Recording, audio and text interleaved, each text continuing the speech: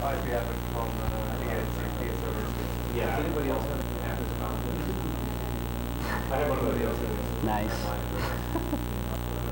We're all going to share people Yeah. Yeah, there's like nothing stops the network hacker guys from jumping onto our network here. So what's probably happened is someone's exhausted our DHCP pool and they decided to put in random static DHCP addresses. No, not really. Just lease all the IPs? Yeah. Just that they were feeding a bunch of fake MAC addresses and go,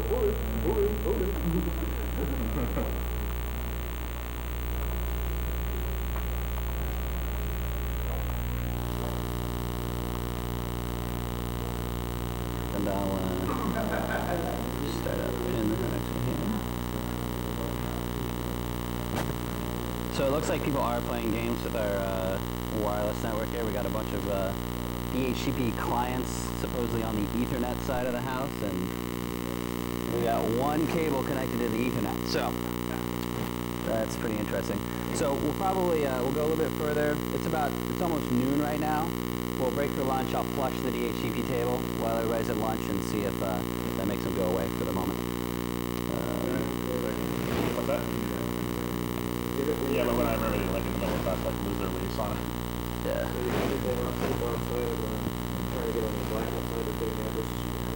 Well, you have to configure it. I mean, yeah. Yeah, I think we're probably going class B. All right. 2 hours. Yeah.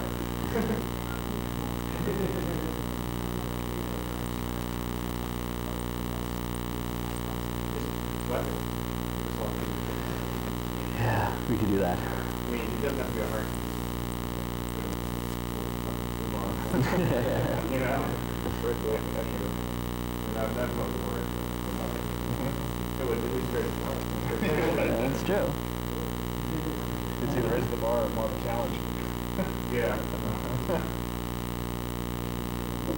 Well, the sharp and the edge of the bar. We take them 2-3 hours together. Alright, I'm just cranking this bad boy up.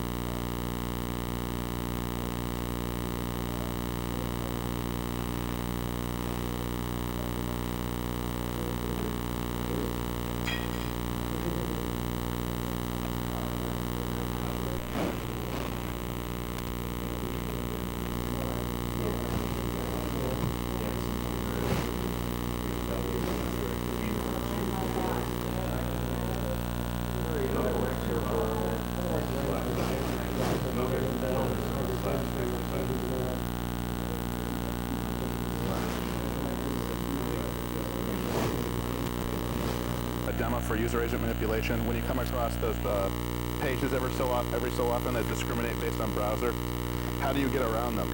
And what is actually happening at the protocol level to try and do so?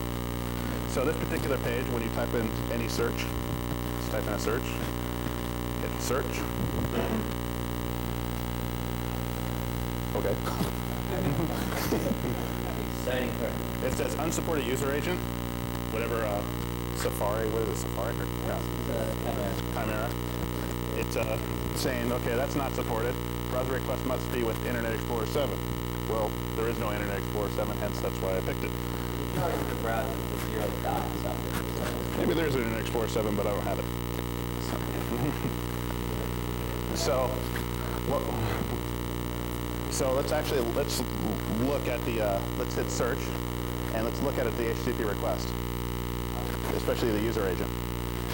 So the user agent says Mozilla /5.0 Macintosh blah blah blah. What is what is a do we have a valid IE?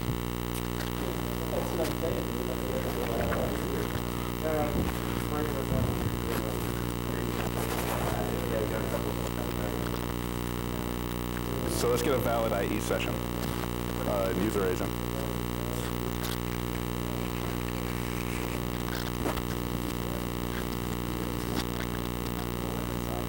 Yeah, we can quote it.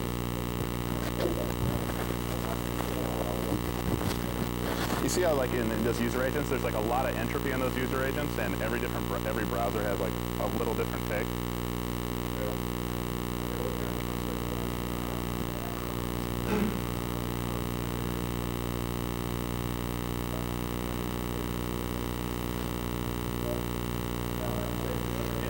So here's an MSIE 401 header. So it's looking like it's asking for MSIE 7. So let's give it a shot and see what it says. And quick user agent manipulation, and we pass it up. Quick, that was like 4 times. So again, if you come across those systems that are discriminating against user agents are quick to change. As we noted, as the gentleman noted, that Mozilla, you can change user agents. Opera, you can. With a registry hack, you can do it in IE, I guess. I've never actually done that one myself. The Microsoft guy shakes his head on it. When you do that standard disclaimer, editing your registry could destroy everything. So let's type in, let's move on to the little bit harder one. So type in a search, just hit search, and let's see what the output says. So the output gives us the error. Okay, that is not supported a browser and operating system. This one says Internet Explorer on Windows XP. Okay, so this one's looking for not only the browser type, but also the operating system type. So let's look at the user agent, and we can see in here that this is where it stores the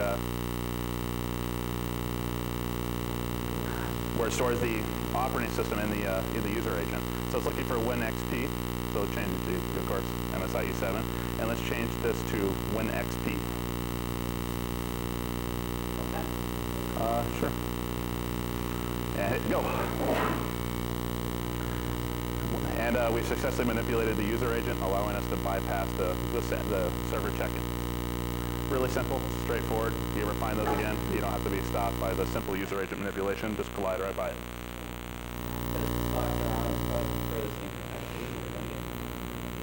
Yeah, the actual user agent moved it inside now. Yeah. Oh, okay. It doesn't call itself. Oh, it doesn't? Okay. What is it, NT 5.1? Yeah, Windows NT 5.1. Oh. And that completes that demonstration. We got anything after this?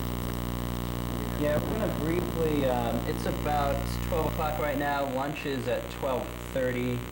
We're going to talk very briefly about server-side include injection. I'm pretty sure we can get that done by 12:30 or a little bit before, and then we'll take a break for lunch. Yeah, I'll do this one. Sure. Yeah. Sure. Okay. For those not entirely familiar, server-side includes. Server-side includes are little snippets of code that look like HTML comments that you put in a HTML page. So most of the time they have a different extension. You'll find them in ASP pages, you'll find them in SHTML pages, I think you find them in JSP pages as well. So what happens is, right just before the web page is actually served back to the browser after the request, the web server will parse through this data, strip out those particular comments, and do what the comments tell them. Okay? These actions that can be performed are command execution, bringing in other sets of data, just a lot of things. It's basically like almost like a command line in HTML, if you will. So people use them for dynamic dates, directory listings. Almost all database access is handled by server-side include. So all sorts of stuff in server-side includes. So what do they look like? They look similar to that. So actually, just like that, the commands actually change, like exact, like exec and stuff. You can actually, from our Google demonstration yesterday, we saw some of those in an ASP page. We saw the server-side includes, what they look like, how you can pick them up when people aren't setting their, what do you call it? It's a command, it's like switch with like exe. Something like that. Yeah. I'm working on like an hour So, so now, what's the attack here? What attack are we looking for? So there are a few web applications I've come across out there. Well, okay, here's some more examples of what server-side includes look like in actual code. Let's just skip right over that. Okay. What is this? Okay. So you can set the user agents, you can set the referrers, all sorts of stuff. So again, here we pop back to what the application is doing with input and what input it's selecting. So don't just get stuck on what's in the URL or what's in the form request. If I'm displaying back, like the last demo we went through with the user agent header, you could probably, possibly, I don't know, depending on how good Jer is, you might be able to pop in some server-side include language there. Nope. Jer says no. Everybody take that as a challenge. But because it was taking the user agent I'll tell you why. header, I'll tell you why. Because it's not an SHTML page. cool. So you take that bit of data, you put that in the user agent. Remember, Jer was executing the user agent. So depending on when and where that data gets parsed, it might execute server-side code. Okay. Well, actually, let's jump back. I'll give you an example. Everybody familiar with slash or slash dot? Slash dot runs on something called slash code. And in the 1.3 releases, when I was setting up slash code, I noticed they had a problem with server-side injection. When there's a story up on slash, you can type in comments on the story, and the comments will actually land in the database. When the page is reread, it'll create an SHTML page, pulling the story content and all the comments below it, and it'll bring up an SHTML page. All of slash is based upon server-side includes. So what you can do is very similar to cross-site scripting. You can put an include tag in your comment that would land in the database. So the next time it was read, it would actually interpret. So slash had an issue which they properly fixed, was you can put an exec line with bin ls as your comment, and when you read the story, you get a bin ls directory in your slash story. So it was pretty nice. So the things to look for on server-side includes, if they're using server-side includes, if they're allowing user-submitted content to land in an ASP page or to land in an SHTML page, look for those server-side include injection points. They work a lot of the time. So here we're just going to briefly go over ASP, active server pages. We're not going to go into extreme depth. We're basically just going to show you one, maybe two commands you can use for when you're testing for this.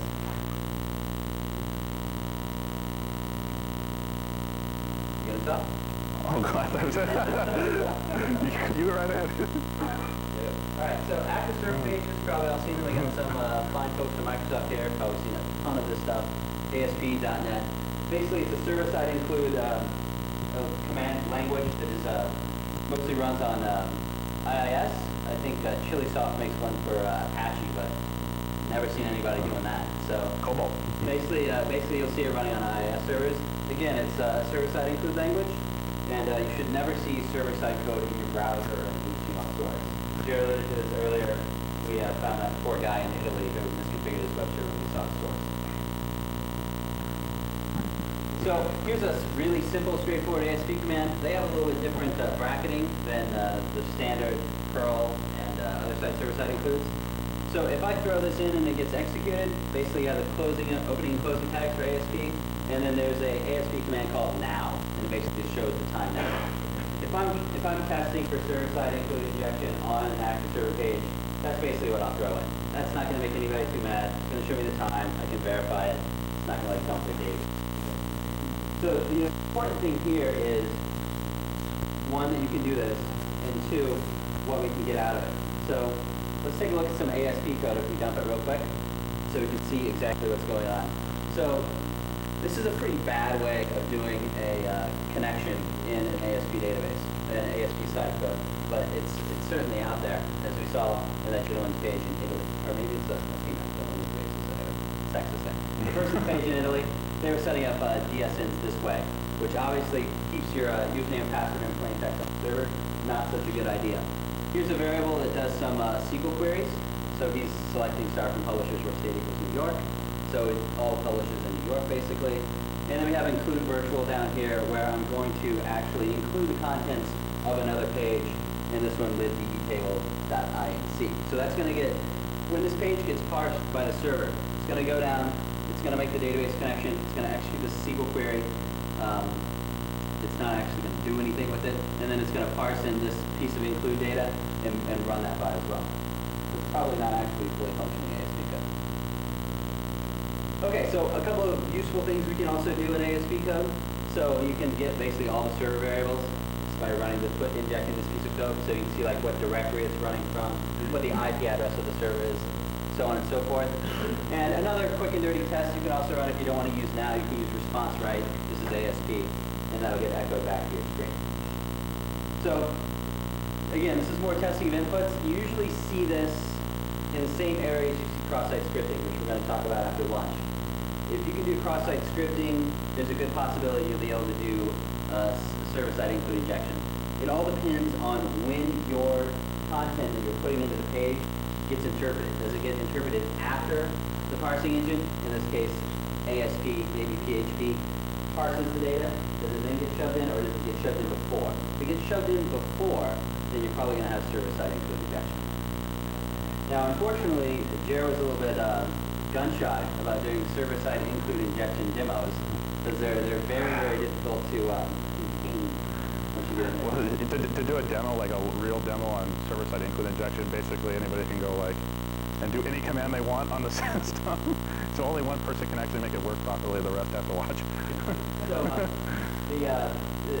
a quick comment on the execution of those commands.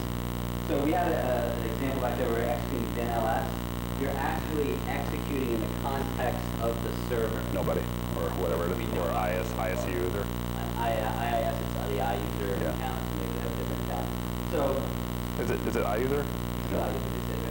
So basically, this goes back to what we were kind of talking to earlier when we went off and ran about firewalls and application firewalls. You can make any web server, IIS web server. I can put an IIS web server out on the internet right now that's vulnerable to Unicode and double decode, and with proper file system permissions, you won't be able to exploit it. You can request it all day long, it's just going to fail over and over and over again. And I believe that's what some of the hints, recommendations that Microsoft puts out, they tell you to do that, right? If you look in the WinNT System32 directory, those are all your executables in your system directory. You have a bunch of EXEs there. By default, on NT40 and 2000, everybody has access rights to execute those, which is handy if you're using it on your desktop, or maybe a server that other people are going to use. But generally speaking, if it's on a web server, or even on like a file server or anything like that, the only people that are going to be logging in locally and executing commands are administrators. So you can go through there, highlight, sort by file type, exe, highlight them all, properties, security, remove the everyone access. Right? So now only administrators can execute commands on my box. IIS doesn't execute as administrator, so any command injection, anything like that, Unicode, double decode, is going to fail. Okay? That's what you want to do. Now, ASP code is a little bit different because it gets interpreted, but again, it's only going to execute in the content of the iUser account or an Apache, whatever you have the Apache server running as. So it's very, very important that you go through your web servers and configure things like file system properties and file system rights correctly to know what people can execute and where. Back, like in the day, I guess, we had people that were putting static content, HTML pages, were flagged as read-write. So the web server could actually overwrite a static bit of content. The web server doesn't need to write to an HTML page, it only needs to read it. So if you change your permissions on all your HTML code, all your images, all that stuff to read only to the web server, you're going to substantially increase the amount of effect you have.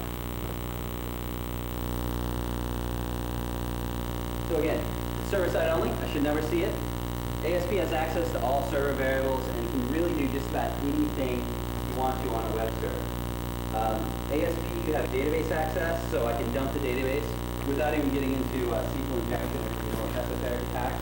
I can code up some ASP straight SQL queries in the ASP, dump through, get some nice pretty table output, and I don't have to go through all the vagaries and all the esoteric stuff of SQL injection. I can just write straight SQL, get it dumped to the screen, and have a party. We talked a little bit about ASP here. It's also true of JSP. Really, the two times I've got server-side include injection to work, one was on an ASP page, the other was on a JSP page. So he did it on a Perl page, basically. So it's not just a Microsoft thing. All right, so here's where you can learn all kinds of stuff about ASP. Again, Google is your friend. When I was doing server-side injection on the ASP page, I'd never written ASP before. Simply go there, This is some ASP tutorials and learn ASP. Or as much as you need to know just to go. So why don't we go ahead and take a break for lunch here. Probably a little bit early, but that's fine. Oh, where are we? And then when we come back, we'll delve into other fun and exciting stuff. Right, so we got, basically there's a lot of valid methods that you can request a file with in the HTTP spec. We've already covered post and get ad nauseum. There's put and delete in certain places. There's the options method that we covered in fingerprinting. We have WebDAV methods that are really, really weird. And so you can make these valid requests to your web server. They mostly come into play when you're fingerprinting web servers, getting information back. And you know, what you really need to do is, like we talked yesterday with URL scan, some other filtering stuff, you really need to only accept input through whatever method you expect. So yeah, if you're expecting post, only read it through a post. If you're expecting get, only read it through a get. Yeah, we covered that.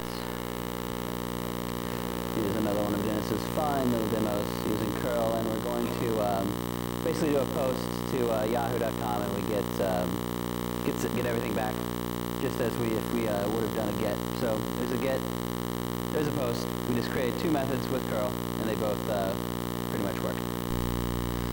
So again, review these. You got patch methods, you got prop find, you have trace. There's a IIS specific one called track, whatever MK. I think that's supposed to be COL.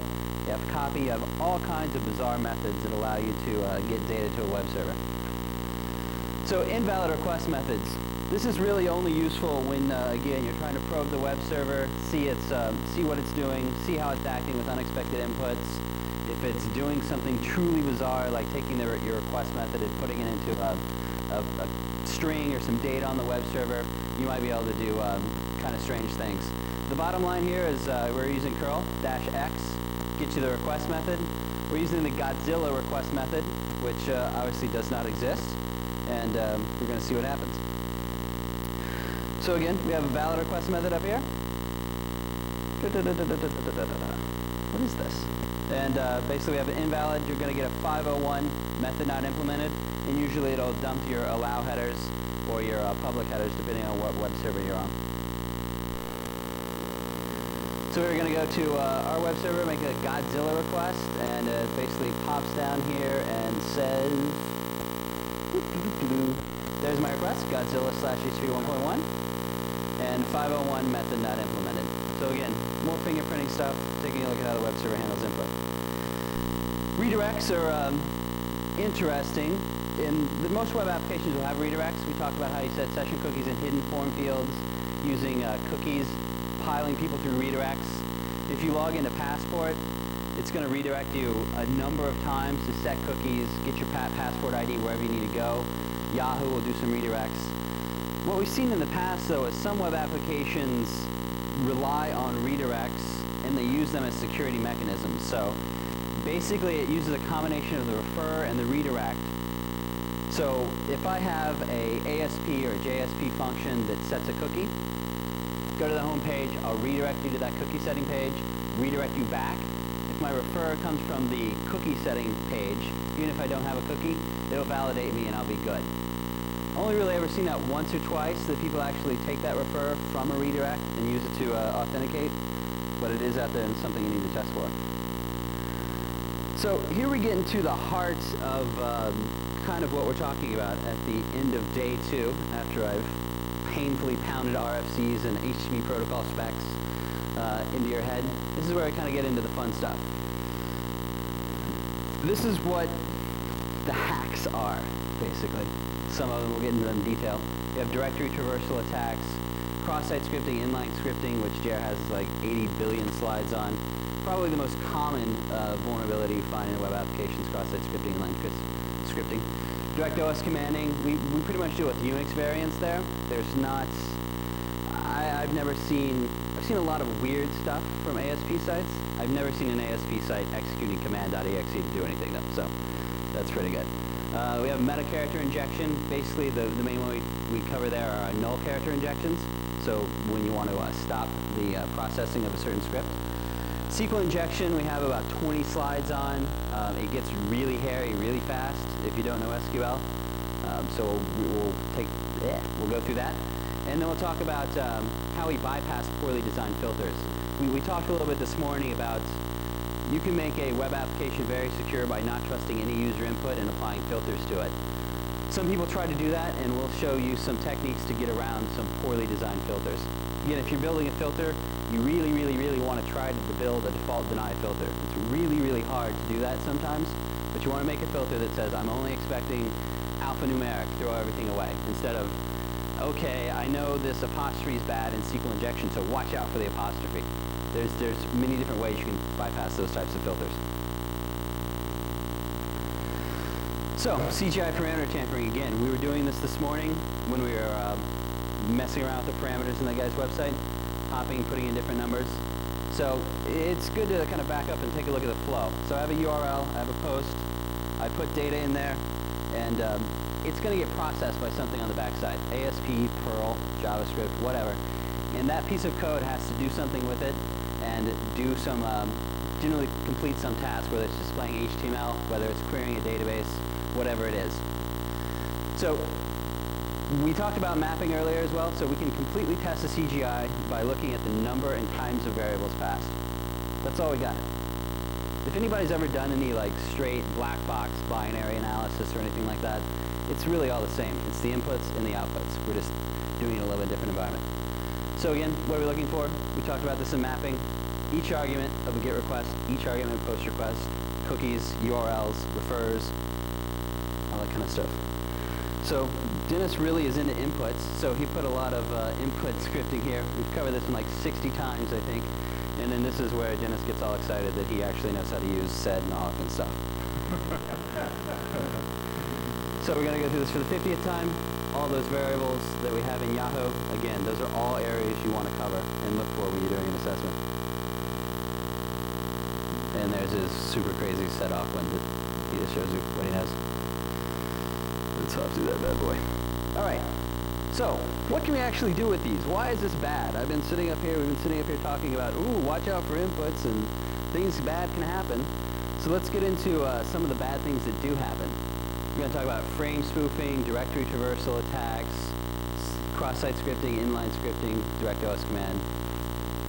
Dude, this is like repeat. SQL injection. All right. So, let's look at some frame spoofing attacks. Now, people call these frame spoofing, and I guess that's what it is. So sometimes sites will build, they don't want to use regular, straight, good old iframe tags or anything like that, so they'll make some ASP script or some other script that takes parameters from the URL, puts those in frames. So we have one here. You see a frame.asp, top/title.asp, main, body ASP, footer ASP. You'll see these up here. You'll see them requesting these pages, building them in. Okay? Sometimes they're actually full URLs like http www.site.com. If you go to Google, do an image search for anything, click on one of the links, you'll see they actually have a URL up there as well. They're actually bringing that into a frame. So most developers don't realize that many web application languages don't really distinguish between a file system URL and an actual HTTP or web URL. So if I'm requesting /file.asp, and it's an ASP language, ASP will generally understand if I request http www.yahoo.com/index.html. There's really no difference there. They treat them roughly the same. So you can replace a file with a full URL, and generally you'll get the content of that external URL resource inside a frame. And the reason this is bad is you can basically fake defacements, you can create fake login pages for sites, and you can actually really well interpret or slow down, imitate a site, because the URL it starts, it has the corporate URL in there. Somewhere buried along the path is another URL that has data inside. We're going to see a demo of this right here. So this is NEC Mitsubishi site. See up there in very bad text. They have this index.cfm, and then there's a URL parameter up there. That is a full URL. Basically, it's displaying in this window. I'm going to take it, I'm going to edit it to point to Yahoo. And what's going to happen here in a minute, a second, is now I have the NEC Mitsubishi site, a frame. Looks like it's NEC Mitsubishi. The first part of the URL here, actually you can't see it, necmitsubishi.com. Looks like it's their site. I have their banner across the top. I have their links on the side. But I have Yahoo in the middle there. Okay? I picked Yahoo because it's a benign kind of thing to put in there. But imagine if NEC Mitsubishi was a bank and this was a login page in here. I could probably send this URL to somebody, they click on it. This would be my site with my content. I could have them put in a username and password and capture that information. So I think what we do here is we take a look at this, the source real quick, and we scroll down, because it's probably an interesting thing to bring up here, since we just did an assessment of a Cold Fusion application a couple of weeks ago. I don't know why it's the case, but Cold Fusion always puts like 25 to 20 spaces in top of their URL source, so, or their HTML source code. So you got to scroll down a bunch. And again, apologize for the bad quality here, but it actually created an iframe from my URL that I put in there and put it into the HTML source. So it's taking URL parameters, putting them into the HTML source. So we haven't really dug into cross-site scripting either as well, but this could easily fall into a cross-site scripting attack. I could put in a URL that pointed to a piece of ActiveX code, a piece of JavaScript code, or whatever, and that would actually execute on the client. Now, it wouldn't take, it's not a traditional cross-site scripting attack in that the browser wouldn't fetch it from the NEC Mitsubishi domain, but I might be able to perform a little social engineering there. Say, look, this is content from us, we're cool, why don't you execute this?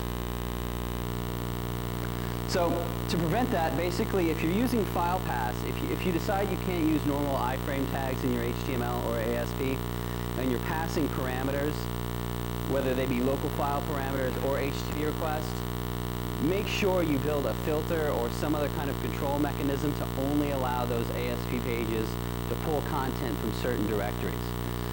So if you have all your ASP frames, all your main stuff, all your footers, all your other common things, put them in one directory and only allow your other ASP pages to pull from that directory. Don't parse HTTP, FTP, or any other URLs.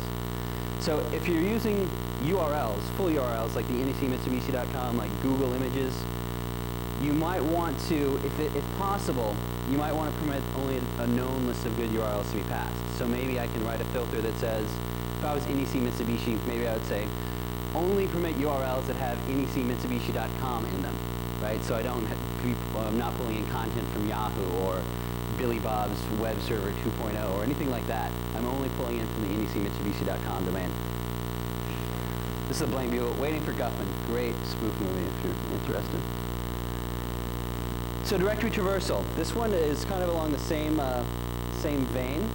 So again, if I'm requesting files of any type in a URL, and the actual ASP or CGI script is reading parameters and making actions on those files, I can usually do what's known as the old .. So I can hop out of directories. Depending on the language, depending on how it's programmed, maybe I can only hop back to the web root. Sometime I can hop all the way back down the file system to the root of the hard drive, whether that's the CD drive or the root volume on a Unix box. And I can request files and they'll get parsed by that CGI. So here's how it would look in curl. Basically it would look the same in a browser, except you would have a nicer interface, obviously. So here we have a bad.cgi taking a file parameter, and we just .. all the way to etc mot, which is a message of the day, which is a text file on Unix. So the interesting thing about directory traversal attacks is I don't really have to guess how many layers I am deep. I can put a whole bunch in there.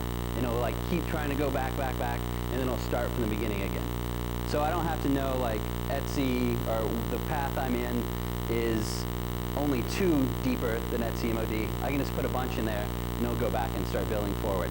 I have to get enough in there, but if I get too many, it's okay. I can keep moving on. Okay, so attacks using directory traversal basically make it possible for the HTTP client, your browser, to read files outside of the intended directory tree. Now again, we talked about the actual exploitation of this can be limited to only the web server root, where all your normal files are, or they can go all the way back to the root of your hard drive, whatever partition your web server is on.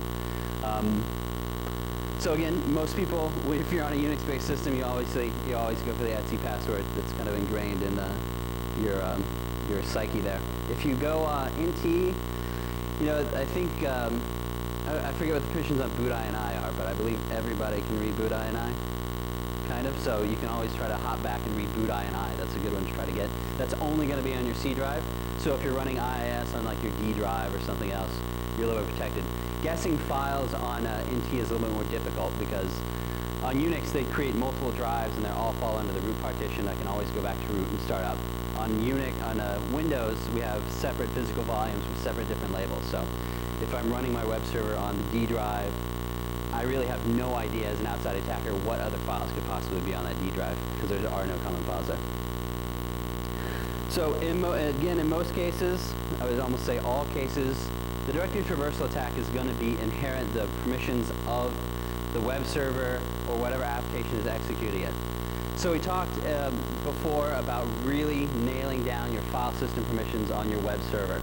Right? If web server is running as nobody or iUser, I want to go through and I want to make sure on my NT box that the everyone group does not have access to things it doesn't need access to. Right? So I have this everyone group in Windows, and everyone in Windows is everyone. Random Joe user on the internet, guy that's authenticated to my domain. It is absolutely everyone. So I want to go through and I want to use some tools and look for whatever files have everyone access and what access they have. That is very important in a web server environment, because that's basically going to tell you the level of exploitability that I have from these type of attacks, from Unicode attacks, double decode, standard web server attacks. So, we have some fun directory traversal labs for you to try. There are the URLs. Hop to it. Just to give you a decent idea of stuff that's seen in the wild, and so we'll dive right into this one. So this particular directory traversal has a search field in it. So let's see what this thing does. Type in a bunch of text, hit login, and the search failed. It says search failed to find whatever I typed in files.dat. So if we look in the URL here, there is what looks like a value called files.dat. So apparently it's looking for this search string, okay, in this file, okay. Now we might be able to change the file name. So might go etc password, okay, and it says successfully did a directory traversal on etc password. Since I don't want anybody grabbing my password file, just didn't want to display the password files, but this is a pretty easy break. So there's all different kinds of directory traversal. We can try these to dot slashes to get from the current one. See if we can get like the directory traversal file itself.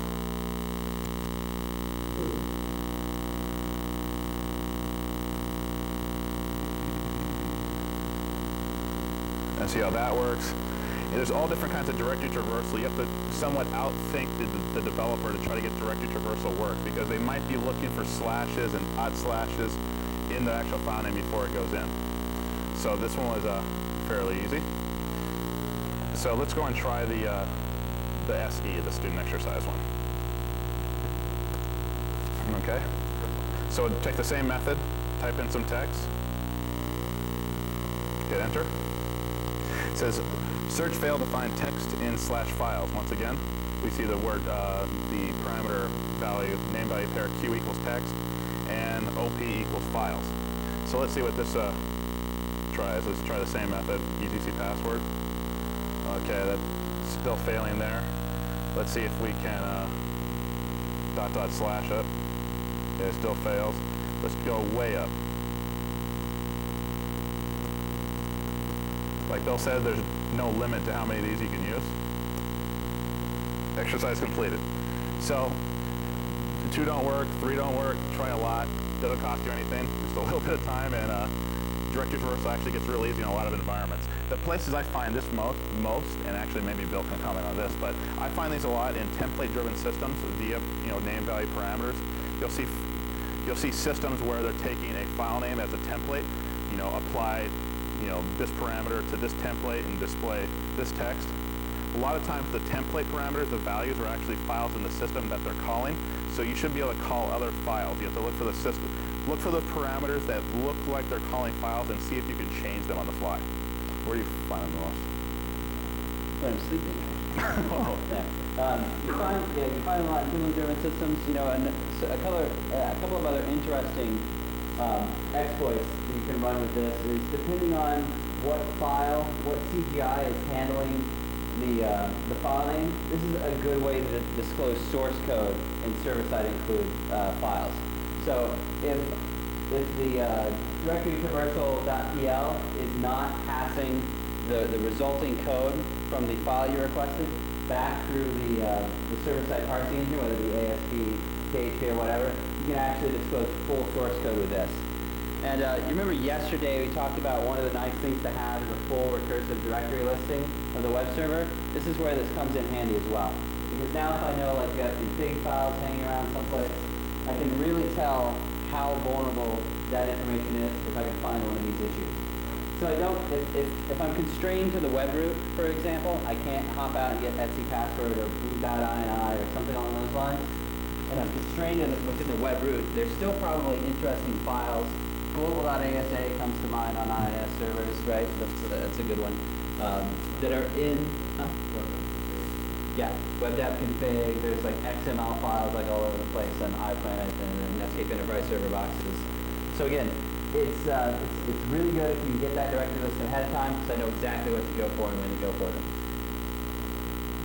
Anybody have any questions on that one? That one's pretty straightforward. You've probably seen something similar to that with I said Unicode like 80 times today, but it's a good example of that type of attack. All right. Cross-site scripting, that's you. That's me.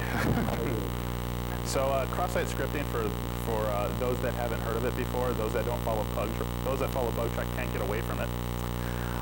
Cross-site scripting is, I like to say, a very dangerous, given a very bad name for vulnerability. It kind of just happened out there, the name. It started off as CSS, and then it got morphed to cross-site scripting because it kept getting confused with cascading style sheets. So cross-site scripting is dangerous, and it's actually, the actual problem is everywhere. And I'll try to describe it the best I can. So before I go further, cross-site scripting happens where a third party can inject code into a target domain, okay?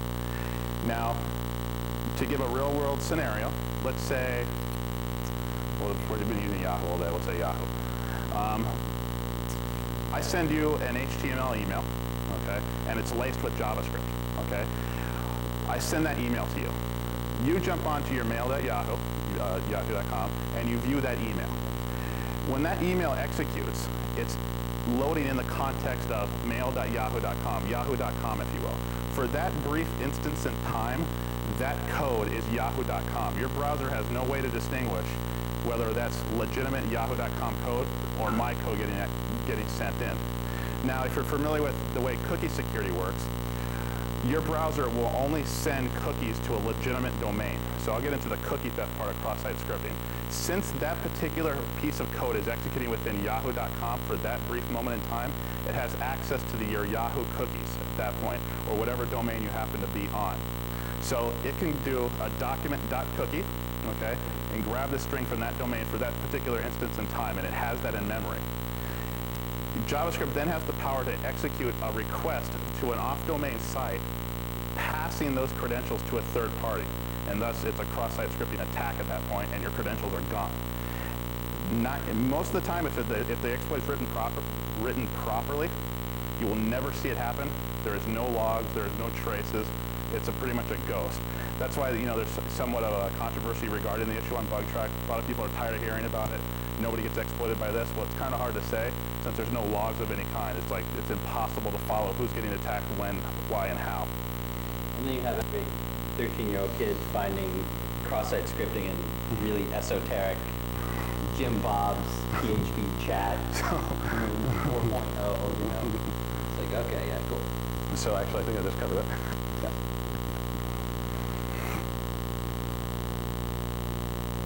So here's an example. So what's this example doing? Ah. So here's an actually very, very simple JavaScript command. It's actually, you just put two script tags together, and you issue an alert statement saying JS is executed. Okay, what happens at the HTML level? Well, you get this, nice little alert that we all know and hate on the internet. All these little pop-up menus that just do different weird stuff. And so that's the function of it. So we use this type of command here to actually test if cross-site scripting, if a site or a particular parameter in CGI is actually vulnerable to cross-site scripting. Okay, so what can cross-site scripting do besides, the voiced stealing of credentials? JavaScript or any client-side technology for that matter has more control over your browser than you do, okay? It can easily open new windows, access information about the browser. What kind of information? Well, what type of user agent, what type of operating system, what plugins you have, what network you're on, screen resolution, whole lots of stuff. It can open a new URL, make you go to places you didn't intend to visit, use your imagination.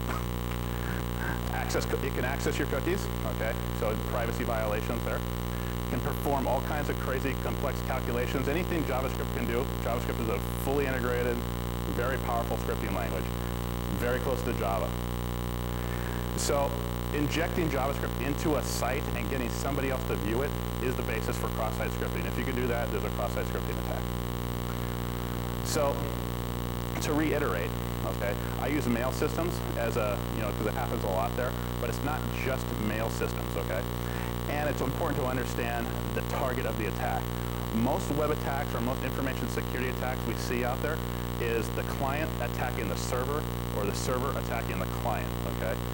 Cross-site scripting is different. It is a client attacking another client using the server as a way through, okay? It's kind of hard to describe. So I have to plant code, something on a server, somebody else gets to read it, and I attack that user. Okay, that's where cross-site scripting lives. So one of the, another interesting point that I don't think we drive home enough here is every client, every piece of code that renders HTML is vulnerable to this. So if you have Outlook rendering HTML, you could be vulnerable to this. If you have one of my favorite examples, I actually executed this when I was at the .com company I worked for. We were using a customer service system that was Kana to handle all of our customer service.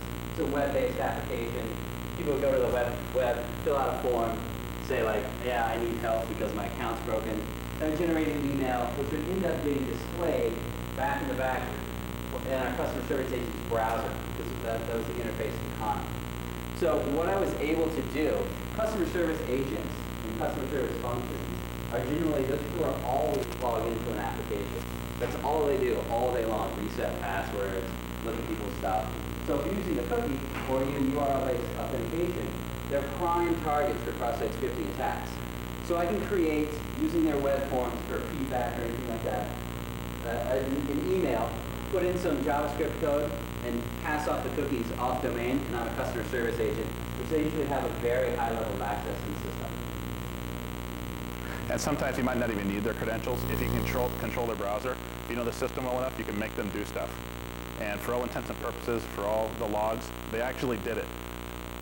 So another interesting issue here is when I was doing testing. But there's a press release. If you come on. Google for c2it.com and cross-site scripting, there's some guy found a cross-site scripting.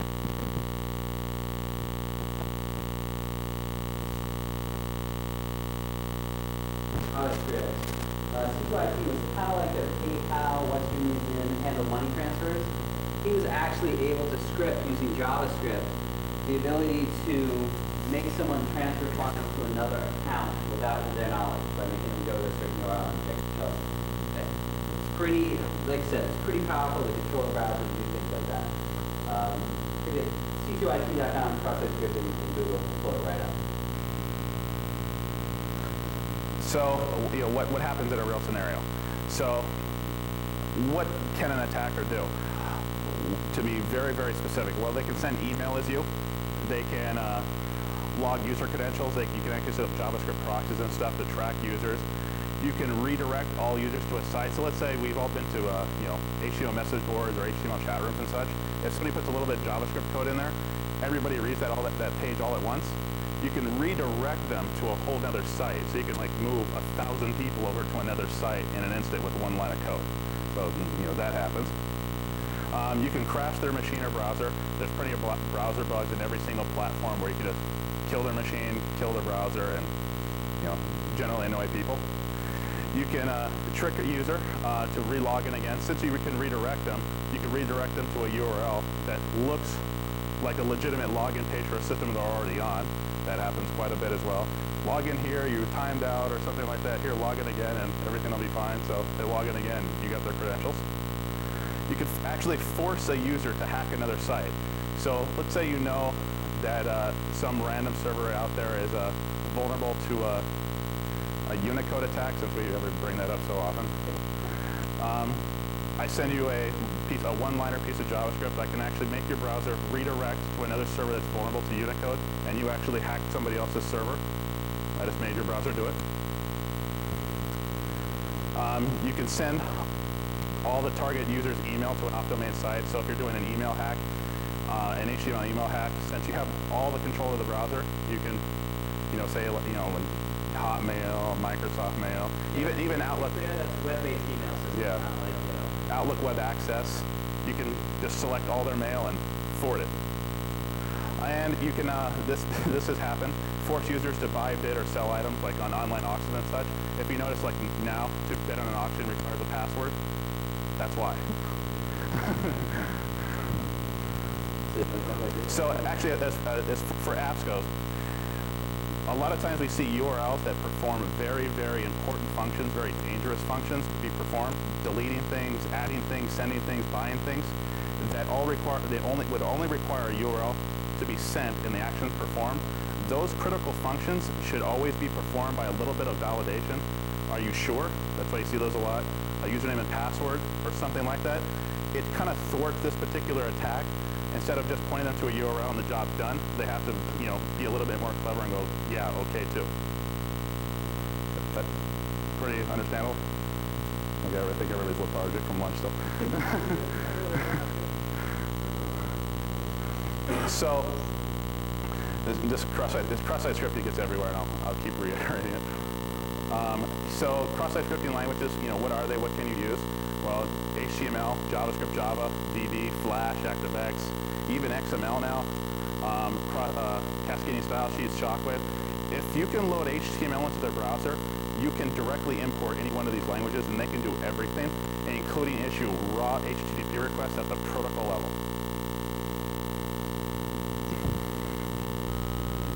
So I'll break cross-site scripting up into two different types.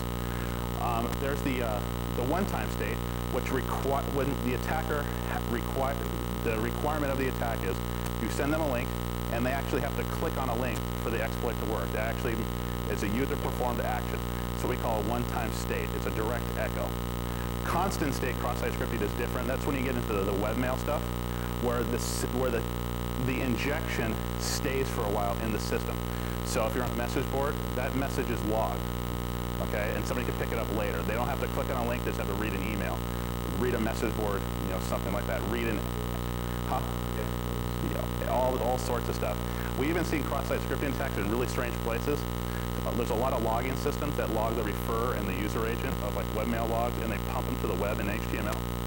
Well, you just start requesting pages from a web server with JavaScript as your refer, and they get pumped to HTML logs, and people read those, and bang, likely it's the administrator looking at his logs, and you own them. Yeah, stupid.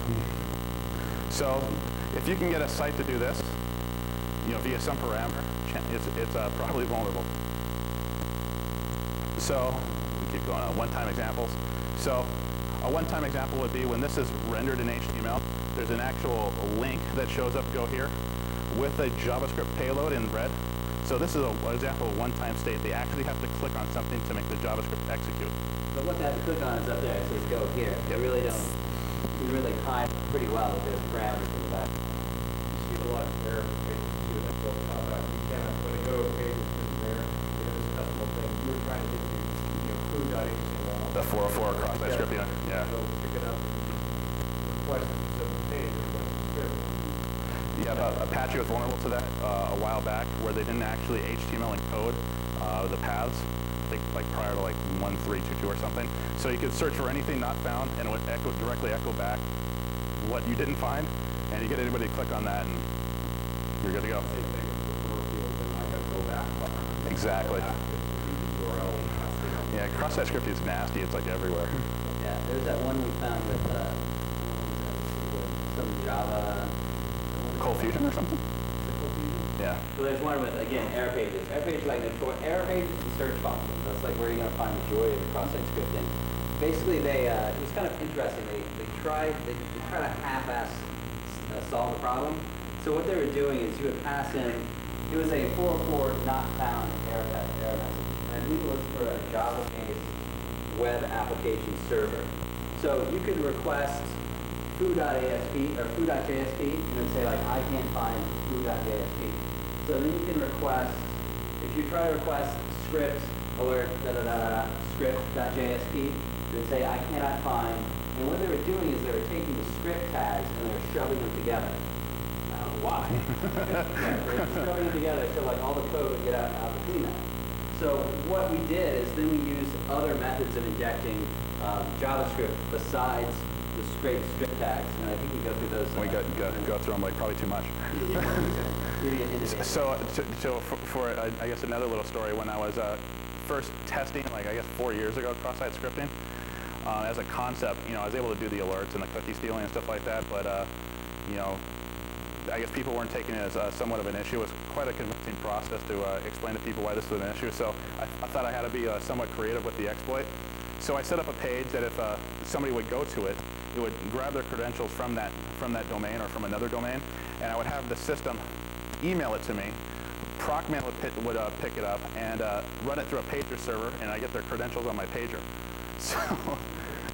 So I did it to run with an influential person that had control over this was an issue, so I can go take care of it. So, they hit my page, or I sent them an email or something like that. Their credentials show up on my pager, and I kind of wander myself over and leave.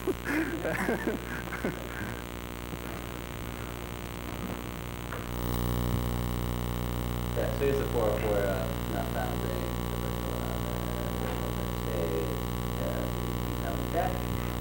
So constant state examples are again the ones that stay persistent in the system for a long while. Actually we don't do this. Message boards, guest books, anything where the code stays in the system for a while. Anything that gets stored in a database or. So constant state example. So HTML is stayed in the system. That's my message. Hello, my name is John, as you're chatting through your HTML chat. So let's say you're chatting HTML chat in your HTML chat, or you're putting an ad on your online auction, and you're not content with hello, my name is John. You want to go hello, buy this now with with a JavaScript alert. You just throw some HTML in there. You're good to go. So again, the point here is every time that page is accessed by anyone, that bit of script code is going to execute. And I think. Here's a question. Sorry.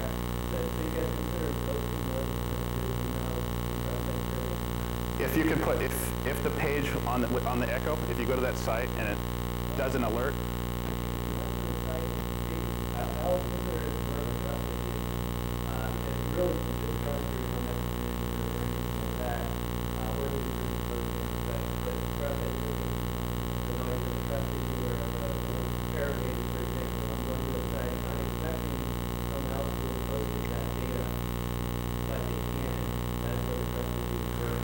Well, the thing is, it's who are you trusting? If I, as a user, is going to my Hotmail, I should be trusting that something on the yahoo.com server should not be trying to do something nasty to me.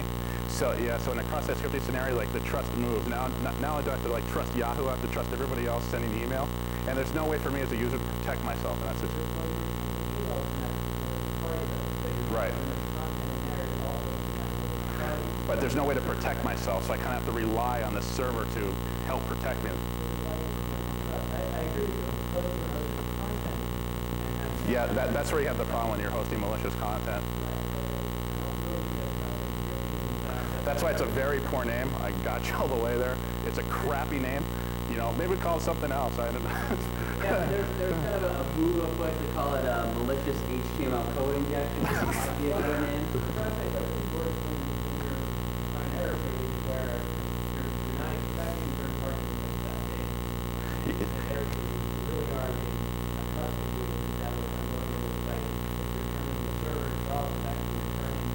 Right.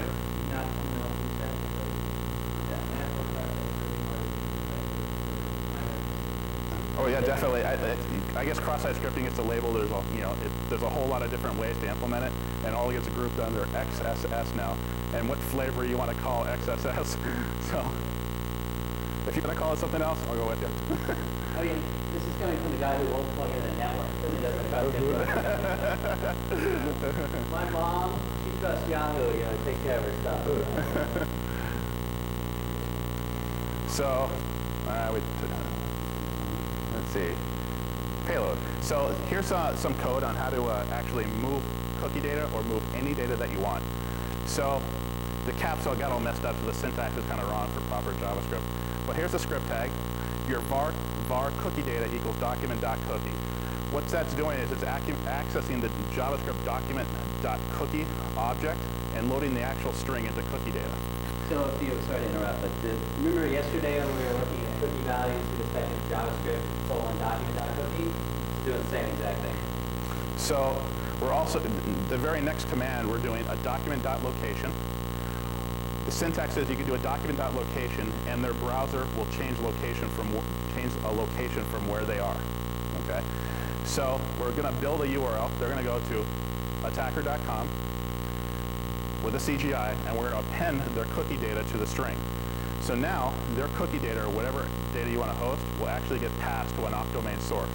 That's what I was telling you before. This is where I was picking up the information. I would pick up the information from a query, from an email, however you want to do it. That's how you move data of any kind, not just cookies. You can make that a lot simpler, right? I guess you could stretch out.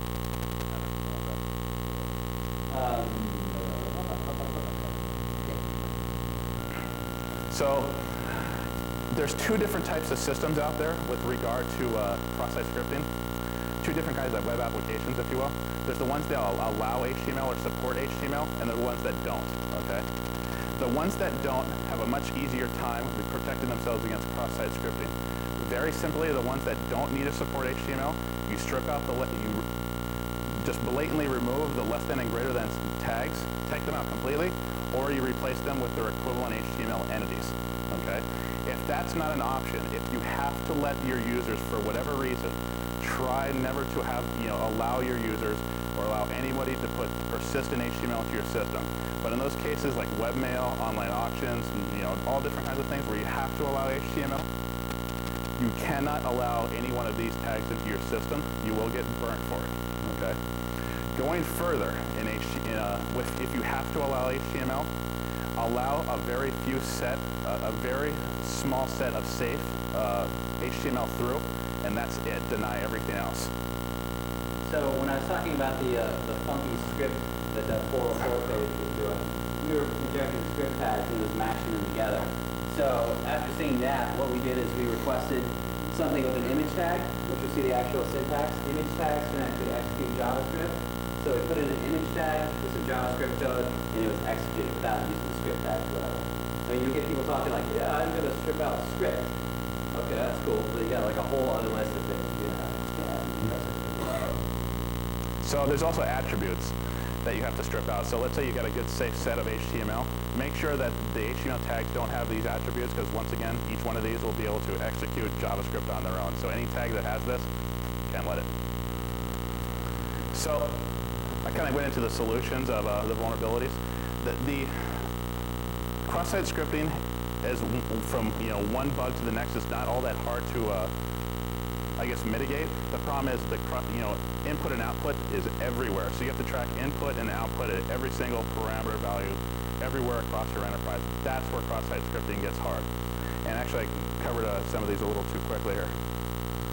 So these are only allow necessary HTML and things like that. So the other interesting kind of twist on cross-site scripting is, we've been talking all day long, all the past 2 days about input validation. Cross-site scripting actually doesn't take place, the actual attack, until the output. Okay? It's a little bit different. So what I can do is I can actually completely ignore input. I can take in script tags and HTML tags all day long. But whenever I go to redisplay them, that's when I need to do the check. I really need to do it at the beginning, but if I do it at the end, it also will help. It also will protect me. So again, converting them to HTML entities, which is ampersand LT and ampersand PT for less than and greater than for HTML entities, and that will actually display the greater than and less than on the screen. So we have labs. Yeah, I'm sure these are going to be hard. These are going to be quick, 5 minutes. Yeah. Question? We were talking about how to something. Has there been any exploration of some of the problems of XSLT and these kind of scripting attacks? Yes. It seemed like you couldn't really mitigate it to a certain extent. Things like that are allowed to happen. I've found the same. XSLT is a pretty crazy language all on its own, and I've been learning it slowly. But there's lots of possibilities for cross-site scripting. As soon as you give a style sheet language, the possibilities to do if, else, and store variables. There's something in there that's pretty bad. So.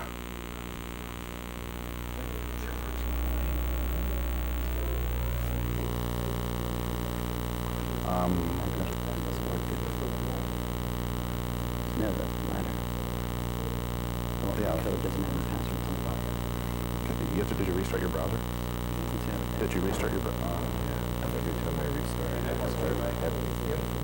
Can you just kick it? No. Well, I might have fell back to the blackout one. It's right there. Oh, shit. I have to fix it. Let's see. I'll ping it from this box. It happens. You know what? Those guys next door Do they got any web apps? We'll fire back. No, when everybody went down, Mr. Gray's skill and coordination could have kicked something back here, so could have Blame it on me. could have picked up at some point. So fired. It's up. Let's see. Let's see if I can get to it. So these are fairly trivial exercises. I can walk through kind of while everybody's typing away this one. The steps I go through to find cross-site scripting vulnerabilities. When that C2 IT advisory came out, I was working at a consulting company that serviced Citibank. The day that hit the press, I got a list of 150 sites that I had to retest for cross-site scripting vulnerabilities. All right. So I have a lot of experience looking for this stuff. What I would always do, I'd start out with if it was URL variable, I'd throw in, again, a piece of data I know probably wouldn't show up in the HTML code. Throw in foobar, F-U-B-A-R. Really don't see that in HTML code that much. View source. If I see foobar there, all right, now I can start moving forward. Next thing I'll do is I'll throw in a fake HTML tag. Less than, foo, greater than. Do that. Return the source. If I see less than or greater than in there, I'm pretty positive that I'm going to have a cross-site scripting attack on my hand, right? If the page source comes back and on the screen I actually see a greater than or less than symbol up there, most likely they're doing HTML entity encoding, and I'm not going to be able to perform a successful cross-site scripting attack.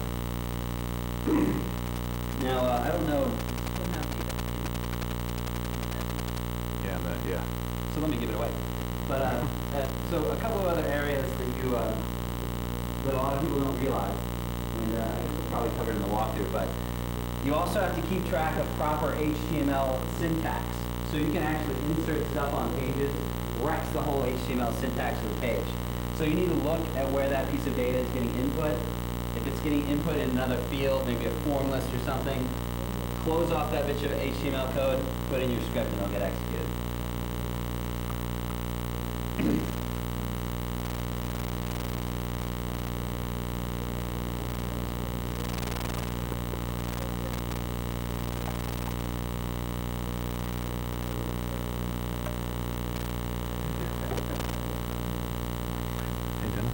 Reload your browser and go back to level 8.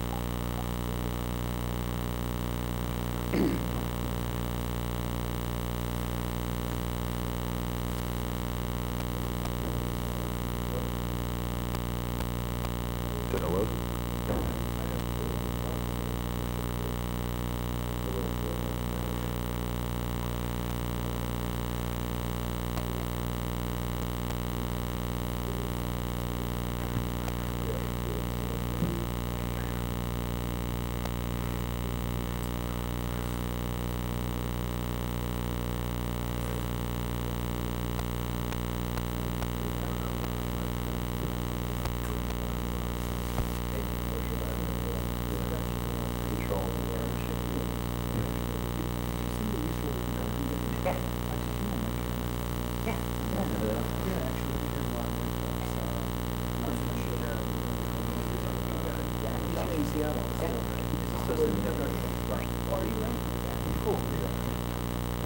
Did it load?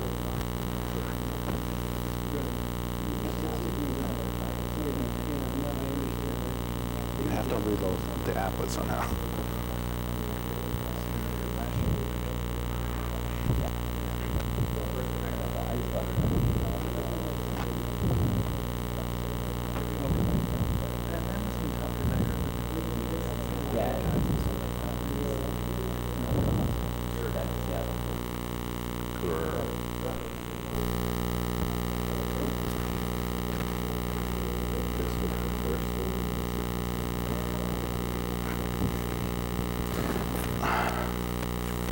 Alright, so we got the demo going here. Same as always, just test this input field here. See what it does. So it says search for all my text, failed to return any result. Please try another search. So we see all the text up here, and we can see from the output that it's actually echoing the data that I put in. So this is a first indicator that cross-site scripting might be possible. So when you're testing your web application for flaws, if at any time you see your user-supplied input being echoed to the screen, that's going to pick up on the cross-site scripting stuff. Okay. Anything in the URL that you typed in, anything that echoes, user agent, refer, whatever. So I kind of, since I wrote this system, I know what it looks for. So we're going to put in a script tag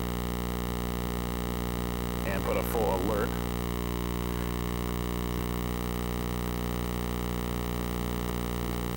Okay, and we actually got an alert out of the system.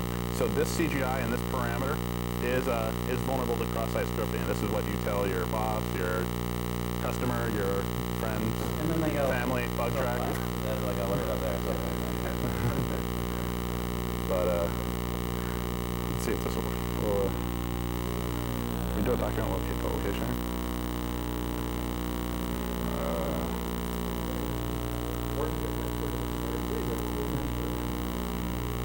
Yep. Nope.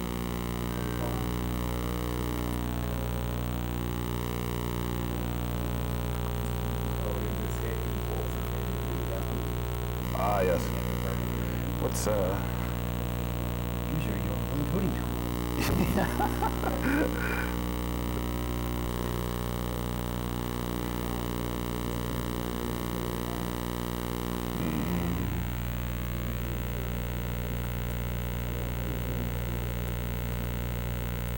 So what are we looking for? Equals?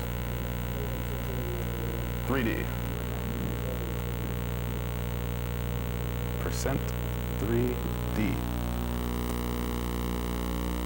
Ah, there we go. So cross-site scripting to do a redirect. So if you can get a user to click on a link that has that particular URL. There you go. There you go. If you can get them to click on that particular link in HTML. Oh, okay. Well, you got a URL encode, what you need a URL encode. That's why the tools come in handy. So if you mock up some HTML for them, have them click on the link, bang, you got them. So we're going to do a slight variant here on the SE. Okay, so type in some information, see what comes up. So search for something, something, something in area users, failed to return any results. Okay, let's try, we'll play along. Let's try the search field and see what happens. Put a U in there, test. I like using U's. Since it's won't do an alert, it'll just underline my output. So if my text comes out underlined, I know there's probably a problem. Just my little technique, everybody has their own. So from this text here, it looks like this parameter is safe, and we can verify it like we did before by viewing the source. And we see the text here is all URL encoded. So this application's safe. Or that. This is why I like my my method better about putting in some random bit of data. It's really fast. Control F search, look for whatever you put in there. Being a picture right to it. This is me. Okay, so we're going to try the same thing in users here.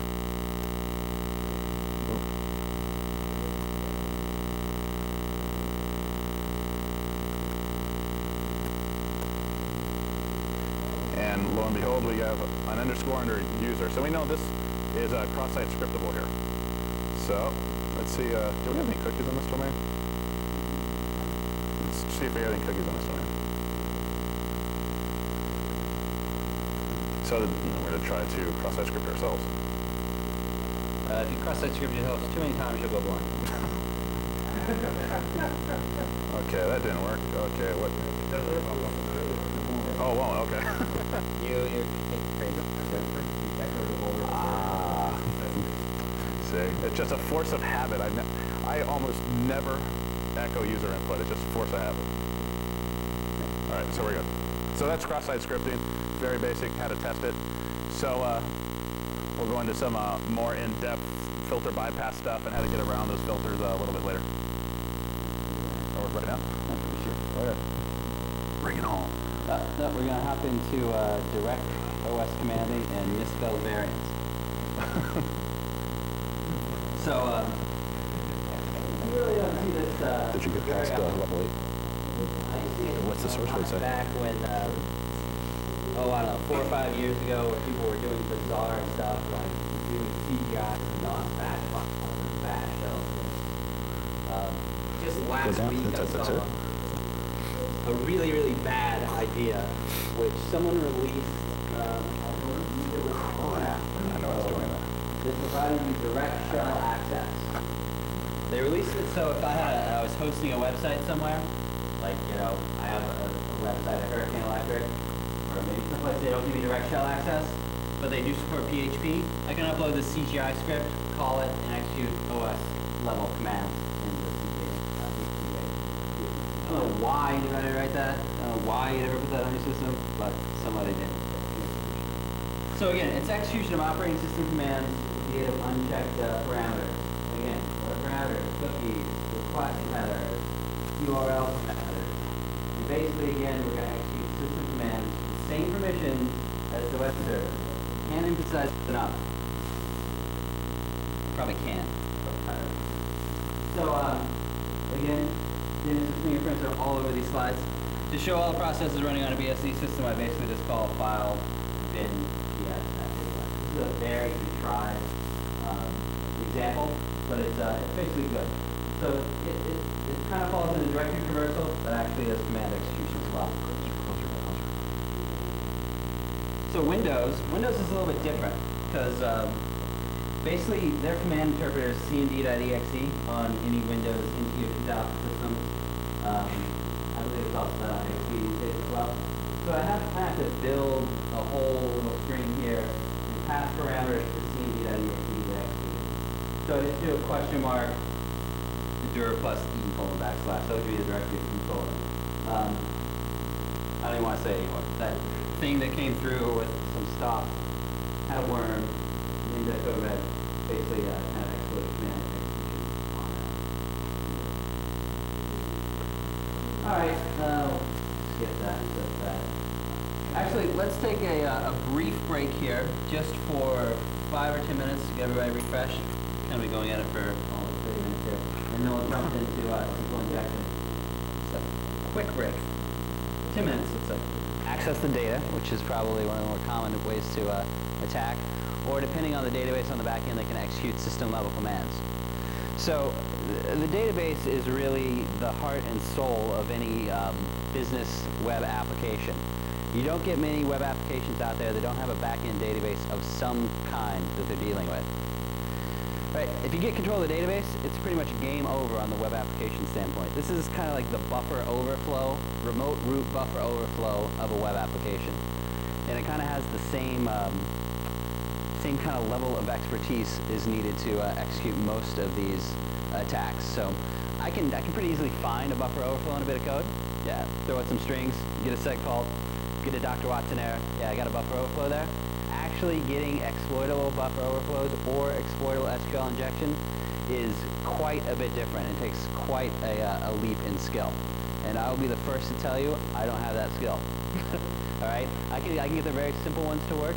Getting the extremely hard ones to work is pretty difficult. You run into all kinds of problems. So you have integers. So if I'm passing a URL variable that's a number, and I try to do a union, we'll get into this in detail in a minute, but if I try to select some text, it's going to say, hey, look, dude, you're trying to like do integers and text. I'm going to have problems, and I'm going to have to go through and do crazy SQL syntax to convert those two together. We're going to see some of that coming up. I think this guy knows how to do it, though. So again, it's a remote root of web applications. It is actually one of the easier vulnerabilities to find.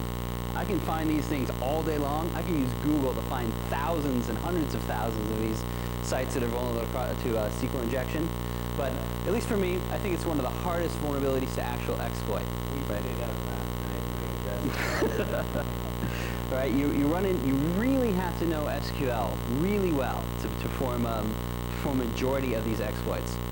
And again, so as with most attacks, it relies on exploiting non-existent or poorly designed input validation routines. And yeah, I think I've killed that one to death. All right, so what are we looking for here? We have what I call the killer apostrophe, which is not highlighted very well. It's this little guy there, the middle one. I got another screen that actually highlights in red. But basically, what I do to test for SQL injection is I go through every URL variable, every post parameter, put an apostrophe semicolon. What happens if I get an ODBCA error 840E14, which is like generic, I'm whacked out SQL, or I get a 500 server error, I'm probably getting SQL injection. I'm almost 99.9% sure I'm getting SQL injection. So at that point, I can go and tell people, hey, you have a SQL injection problem. Now, most of them are going to go, huh? What are you talking about? Like, can you dump credit cards? Can you get all kinds of information? That next step is pretty difficult to get to. All right? So, and exploitability, most of the time, depends on the verbosity of the error messages. Verbosity? Woo! Of the error message. I don't even think that's a word. But so if I'm throwing a straight 500 error, and that's all you see nothing else, I have no idea what the backend SQL code is doing. I can throw in some stuff, which we'll show you later, to try to do some blind SQL insertion, but it's pretty difficult to figure out the remote database structure if I'm not getting error messages. So here's a really bad rendering of what it's going to look like here. So basically this is telling me I put in a apostrophe semicolon in, and it's saying I have an unclosed quotation mark, and it's telling me what line in the code it is, and that's the piece of code. And again, 840E14, pretty much standard ODBC error message. We're going to talk about SQL Server mostly today, but basically any SQL database can have SQL injection issues. All right, so what do I look at? Again, if apostrophe semicolon doesn't work, you can put in actual values, like you have a username, you can put an apostrophe in front or behind, depending on how it's working. You can use SQL reserved keywords, or, where, again, knowing SQL helps a lot here. And see if I'm getting injection. 9,9,9 is, I'm probably going to use the wrong term. It's kind of a placeholder in SQL. Would you agree? Yeah. So it's kind of like, hey, I don't know what's going on here. I'll put in a 9 and I placehold. And again, we have apostrophe semicolon. So we talked about this one yesterday for bypassing authentication credentials. And we're going to go through, and I actually have a pretty good live demo of it working in action. Actually, a recorded demo because I don't want everybody flocking to a site. So basically, we talked about it yesterday. This is a little bit different variation of the 1 equals 1. If you're doing any labs or demos, you probably want to use the 1 equals 1. But in real life, you can actually use apostrophe apostrophe, which is blank.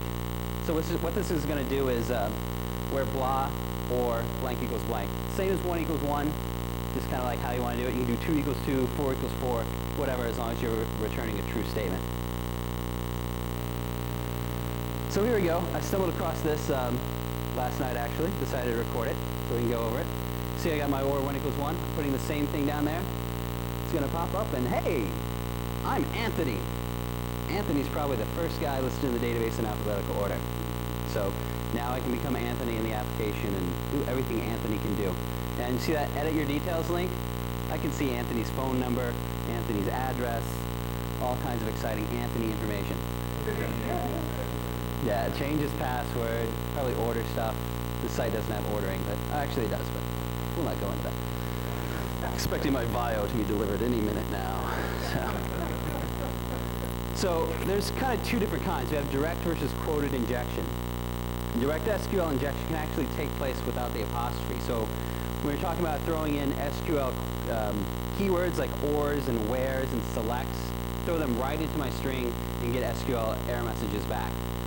So you just throw them right in there. Where's a good one. And this is what it would look like. So this is a bit of SQL code that I would put in my website, and this is how I would pass a variable in ASP to read that from either a post request or a GET request. So it shows it straight in here. Notice there's no quotes around it. So if I put an or in there or a where, another where, it's going to barf with SQL syntax error messages because the SQL syntax is not correct. So if I have quoted injection, basically that SQL query is surrounded by quotes. So in order to break out of those, I have to make sure I match the exact quotes where they need to be. And I usually need to put in a where clause at the end and with a quote appended to it. Or we can just cheat and do the comment string that we talked about yesterday, semicolon dash dash, which will comment out the end of the SQL code. But it's only MS SQL only. I don't know of any other database that will actually stop. That is the actual comment. Rest of SQL syntax, for example, because you can do that same thing with Oracle MySQL. Right. But it's only SQL syntax, so it doesn't matter what kind of database you have under your application, because it's very simple application. You can. It's only SQL syntax. Yes, exactly. It's only SQL syntax. So let's look at some basic selects queries here. I'm like getting super direct. So most of the time when you're developing a web application, most of your input is going to take place on a where clause. And I apologize for everybody who doesn't know SQL, but because we're covering some SQL issues here. But if we look at a query, generally most web applications will let you put in a bit of data, and it will use that to select entries from the database. So if I'm searching for a user, I might have a user equals, and I'll put in Bill, and it's going to make a query on the database. I think I have one coming up here pretty soon. It'll say like select first name, last name, phone number from a database table where user equals Bill.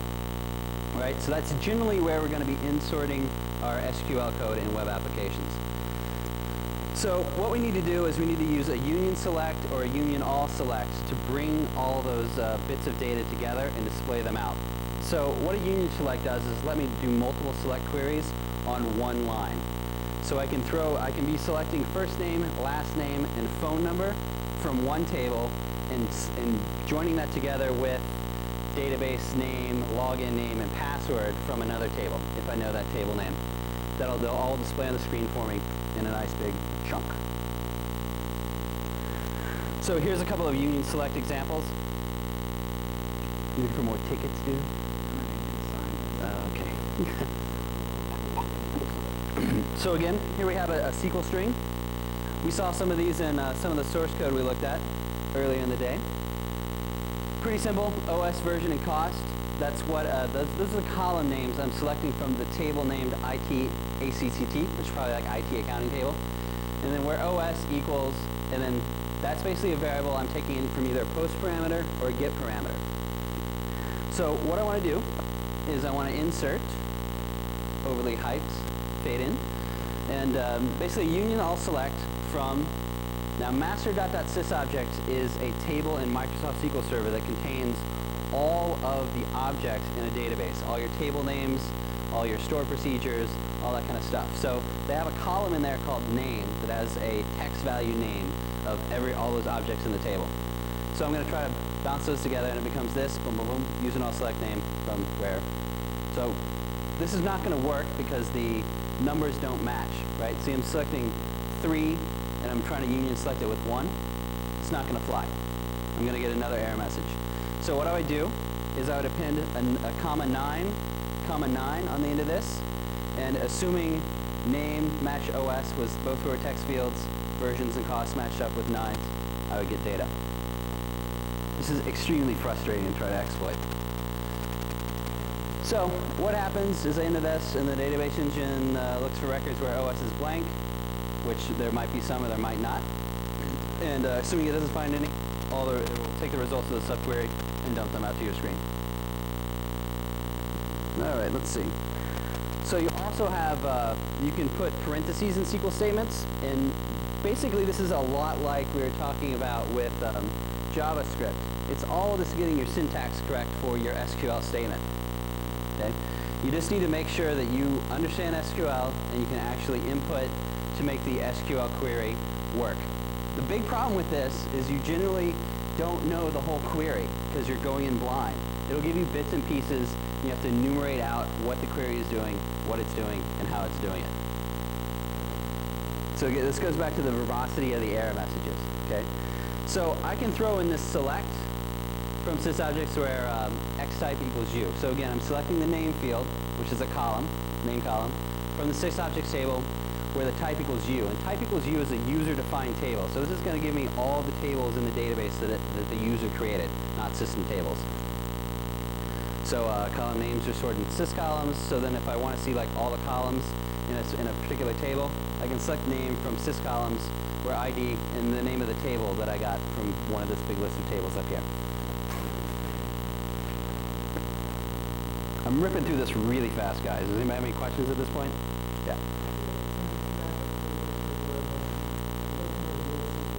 Uh-huh.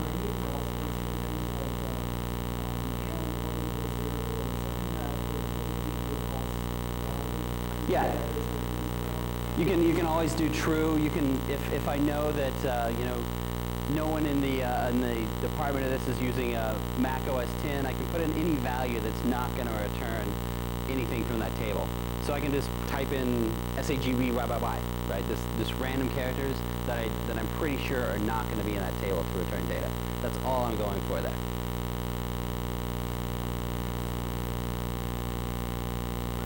Okay, so again, driven this one home. Knowing SQL is pretty critical to actually getting an exploit to work. So remember, we got two separate areas. We have finding the vulnerability and exploiting the vulnerability. There are automated tools out there that I can find SQL injection vulnerabilities pretty easily. Inserting any SQL keywords, any apostrophe semicolon. Boom, get a 500 and an OWC error message. It is vulnerable to SQL injection. Exploitability, again, is a whole nother issue. So here's a bit of code that popped out. You can see some of the information you can get from SQL error messages. This is again what I was talking about, where you're trying to get the database information back out of SQL queries. So we can see their whole, not their entire, but we can see basically I inserted a semicolon, probably ended up right there, and it barked out the rest of the query, right? So I can now start getting information about the SQL tables and the SQL databases. And the interesting side note to this one is the inc file down there, because that's where this actual query was taking place. Let's just say you can get that directly. And so if you download that file, This particular site was vulnerable to the include file that we talked about on yesterday, and I can grab that include file, and I can actually see the entire SQL query that's happening here. Kind of nice and handy. Yet I still couldn't make it. Excuse me? That's probably the whole connection string. Yeah, they were actually using variables, so that was kind of nice, but you can still see the full SQL query that you're inputting into. For example, ADO, then your error messages tell you more than this, for example. Yeah. Because ODBC does not give you so much information, but ADO does. Right? Yeah, so that's the 500 error messages, basically. If you get 500 error messages, you have verbose logging turned on, you get much nicer ADO error messages that dump like the entire SQL string. So those are more difficult to search for on Google, though, unfortunately. You can search for that exact string up top on Google, like millions and millions of sites. So again, we talked about the include file mismatching. So I grabbed that include file directly, and this is exactly the SQL query that I was executing when I did that injection. So anytime I look at, I was a DBA for about 6 months on Oracle because I had to be. So I know like really how to like dump database tables and do random selects. Anytime I see left outer join, I freak out, all right? That's like crazy database stuff there. You can do left inner joins, left outer joins. So me and my pitiful skills in SQL, I'm probably not going to be able to get an actual exploit here. Because what's going to happen is, I believe I was injecting right here on this variable with the var content variable, because I'm getting the rest of the stuff right here. This guy already knows how to exploit the site, I'm sure, but it's very, I mean, I don't even like know what's going on here. It's so crazy, but I could probably, if I knew SQL really well, pop in some SQL code, start dumping database tables. So just to go over this a little bit more, you see the gardens in all caps, that's the name of the database, and the tables are garden.country, garden.insertDate, garden latitude, all that kind of stuff. You got count. So what I generally do is I try to find them by using 500 errors or ODBC. I rarely spend time actually trying to execute them. The only time I've actually been on an assessment and actually got this to work was by pure blind luck. Somewhere they created a table called users. I did the union all select, a couple of 9s on the end, users table, username and password, bingo. I had usernames and passwords to everybody in the database. Whenever I hear stories about websites losing large number of credit cards, I think about this. I don't know if it's true, but it's a good way to get large amounts of data out of the database. Yeah, mostly it is. So. If you're running your own application, one good thing when you're testing SQL injection, you obviously have access to the SQL server. Right. Fire it up and then fire a profiler. Yeah. And it will show you, exactly what the query you're creating is looking like. Exactly. Generally, I've done a ton of web application assessments. I've done them against companies that should be watching what's going on in their application. No one has ever said, well, one company caught me doing a web application attack.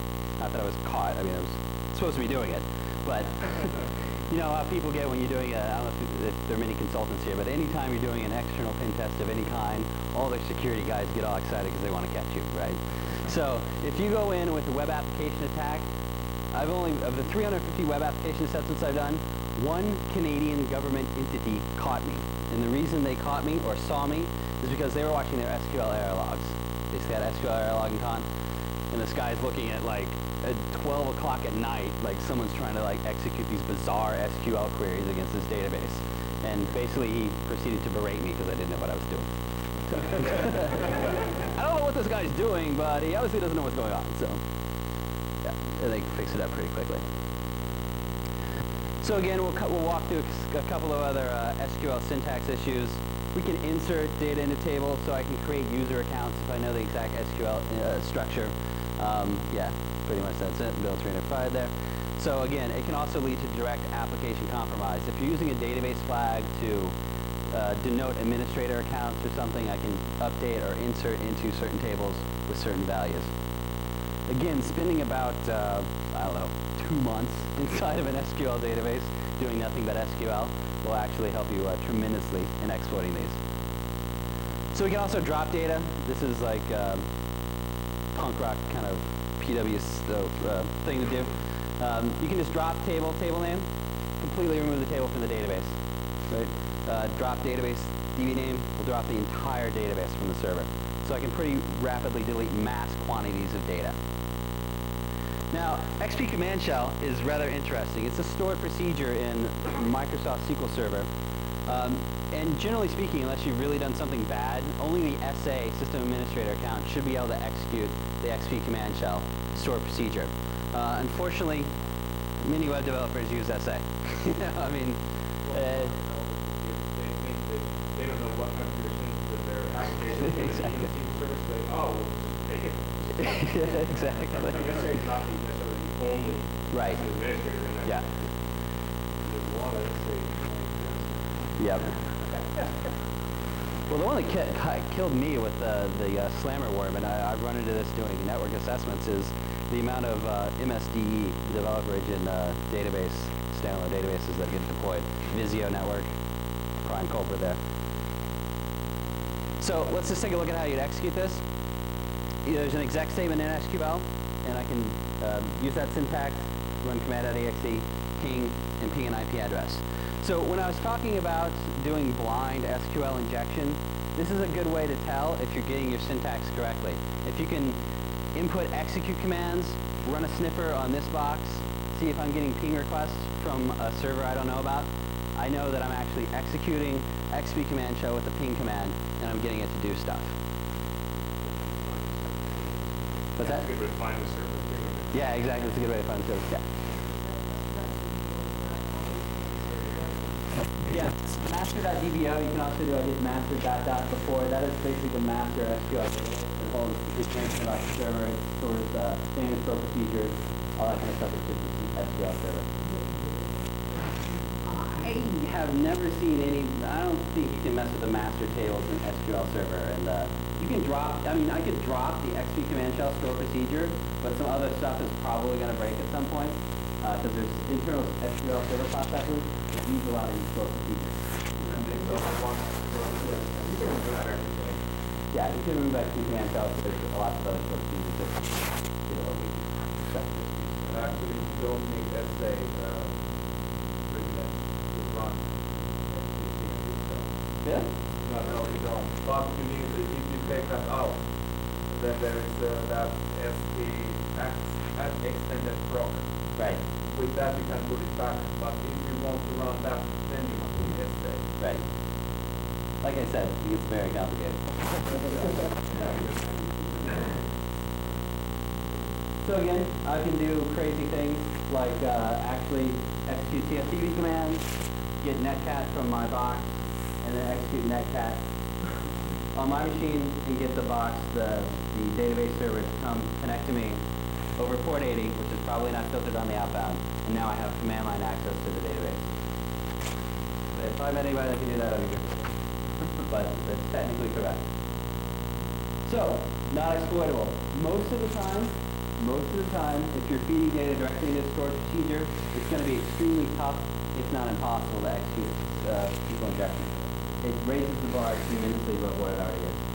And you can tell this by the error messages will generally show like a store procedure name. So too many arguments were supplied a procedure, that's the giveaway, SP slash store procedure. So most storage procedures start with SP.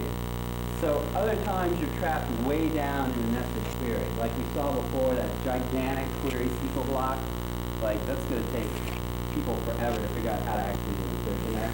And you could actually be trapped inside of a huge, massive 3-page long query where you're inputting data, which can be very, very difficult to get out of.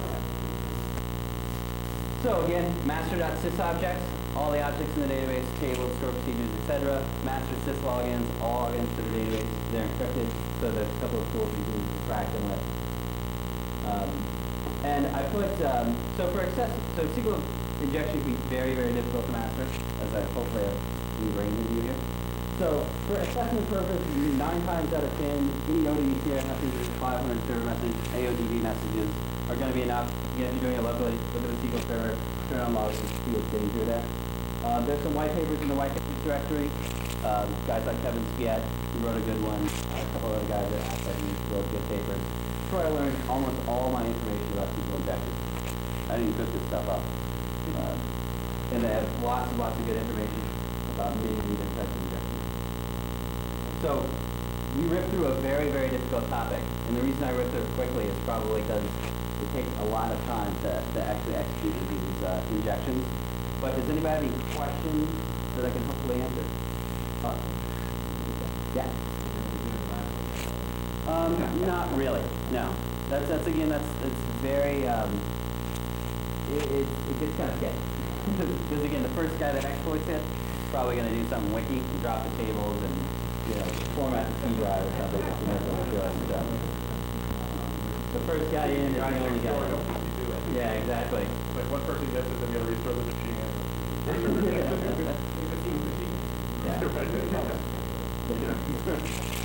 So again, that's why when we were doing the bypass of the authentication, that wasn't actually doing a real SQL injection, simply looking for the right string in the data. And we see that that's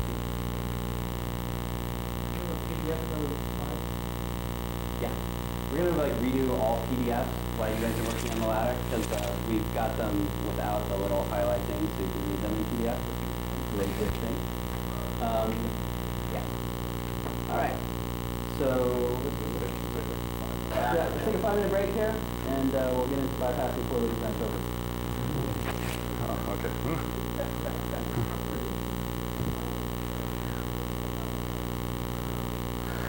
All right, since we got about 2 hours left in the class, and we're going to hit bypassing poorly designed filters. I guess technology, this methodology, if you will, stemmed from just years of my own research trying to figure out how to get stuff past filters where people were trying to stop me. And we're going to blast really fast through this section because it gets very, very esoteric and it's very, very boring. So if anybody has any questions along the way, just fire them away. So there's different, as we covered in the past, there's different kinds of input injections. We have meta-character injections, well, different types of bypasses, I should say. We have meta-character injection, case sensitivity problems, encoded strings, unit-code encoded strings, and there's also the variation subset of filter bypass manipulation. So I guess we just go right in the lab. We don't? Okay. So when we're talking about meta-character injection, we're talking about special sets of characters, usually when you hold shift and you hit the number row. Those particular types of characters that mean something other than just the character itself, meaning that they're actually interpreted by the operating system to be something else, like a star will be everything, a period could be the current directory, and things of that nature. So it's more than just the character. So null character injection, okay. Wow, that's a big trench.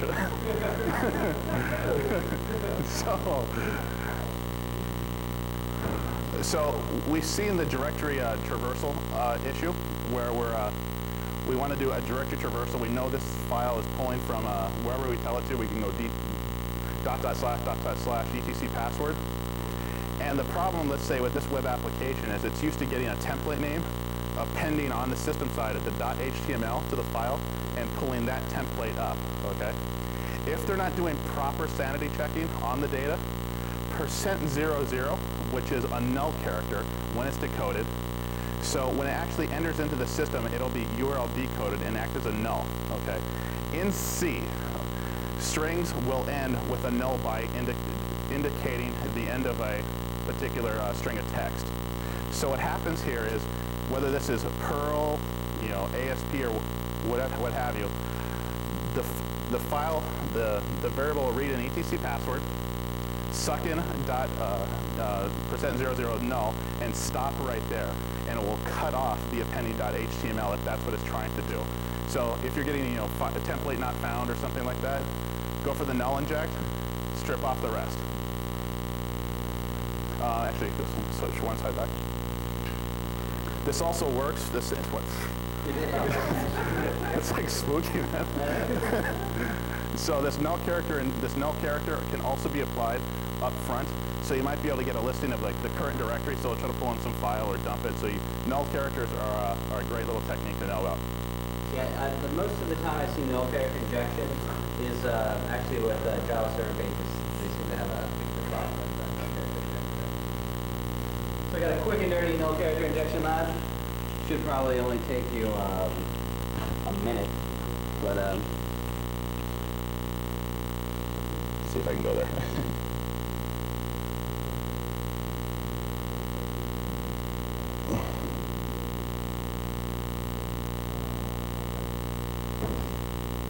you got enough out of it? Uh-oh. Uh-oh. Something you're presented with this information. We can hope not. So, we're going to inspect the URL, and we can see there's a code equals 3, some access equals L4, and the user is equals pin. You know, no character injection. Let's just take off some of this information, make sure see it's invalid. So the user account file, users/dependent, what I entered, does not exist. So it looks like the system is trying to access a file that is not there using my input.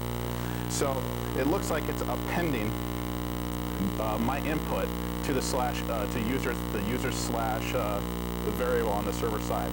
So I want to try to prevent that from happening because I might be able to get a directory listing.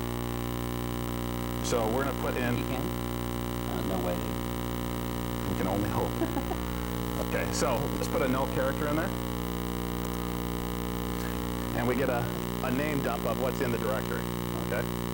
So the object is to get Bill Gates' credit card social security number. So copy his name there. We'll throw it back in the users because now we know it's a valid name. Hit enter. And we have Bill Gates' social security number at this point. So quick, easy, shows proof of concept. We can move on. So in the exercise, it's a similar thing. So we see Bill Pennington's name. He has a limit of 25,000, and it looks like a credit card database, and he has an expiration date of sometime in early 2004. Pretty low spending limit. It's maxed, dude. Okay, so let's try to change this credit card number here, see if we can see somebody else's number. Okay, it doesn't look like that credit card number is on file, but the exact same attack before, it's appending a credit card number to the CC directory we're probably looking at. So, try our little null trick. And we get a listing of credit card numbers. So we don't know which one exactly we're finding here. So, which one? Does anybody know which one it is? Is it? Okay. Thank you. This is the monotonous world of what I think. Okay, throw that back up here. And we see Bill Gates' account balance here. That would be nice to have. Oh, that's a spending limit on one card. Okay. Buy me a house. Okay, so that's a quick null injection exercise. Now, we kind of flip around to the beginning. 9 times out of 10, you're going to see them at the end of strings. Terminate .html, .asp, whatever we got going on there. So we're going to flip back to the presentation and continue with filter bypass manipulation.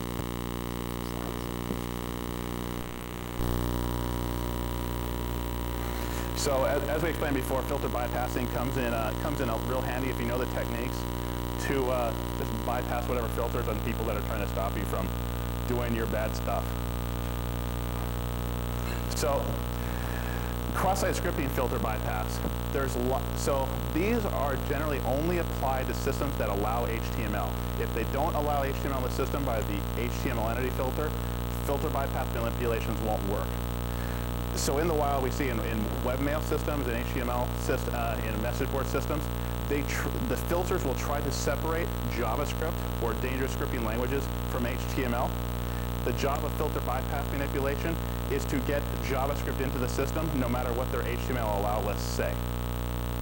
So methodology for doing so, if you know the system allows HTML, throw every single HTML tag you can at it. Go to the W3C, get a whole list of HTML tags and fire them at the system.